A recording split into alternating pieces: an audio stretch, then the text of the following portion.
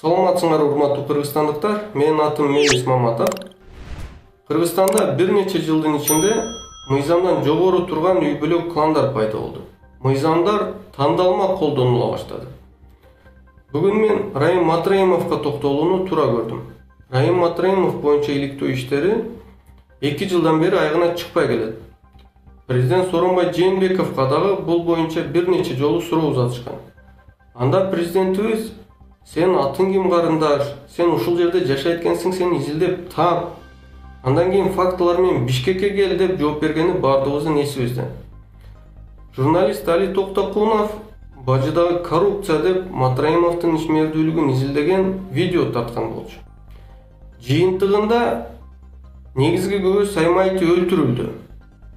Али Токтокунов Кыргызстандан чыгып кетти. Кече жакында болсо ошол журналист Али Токтокуновдун өлүгүн же тирүүсүн алып келесиң деп Райым Матраимов буйрук берди деген видео чыкты. Ал видеону чыгарган жаран өзү камалды.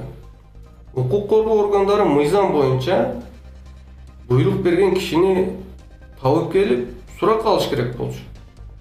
Андай сүйлөшүүлөр болгонбу? Үн Райым Матраимовго тиешелүүбү, жокпу? Буну азыркы технологиялар бат эле аныктап бере алат. Бирок анын бардыгы аткарылган жок. Көрмөксөн укмак салышты. Эгер мындай тенденция улана турган болсо, буйрук берип киши өлтүртүү көнүмүш адатка айланат. Менин жеке пикиримде Райым Матраимовду президентибиз Сооронбай Жээнбеков коргоп, калкалап, эчкимге тийгизбей келет. Президент Сооронбай Жээнбеков элге таптакыр башка убадаларды берген.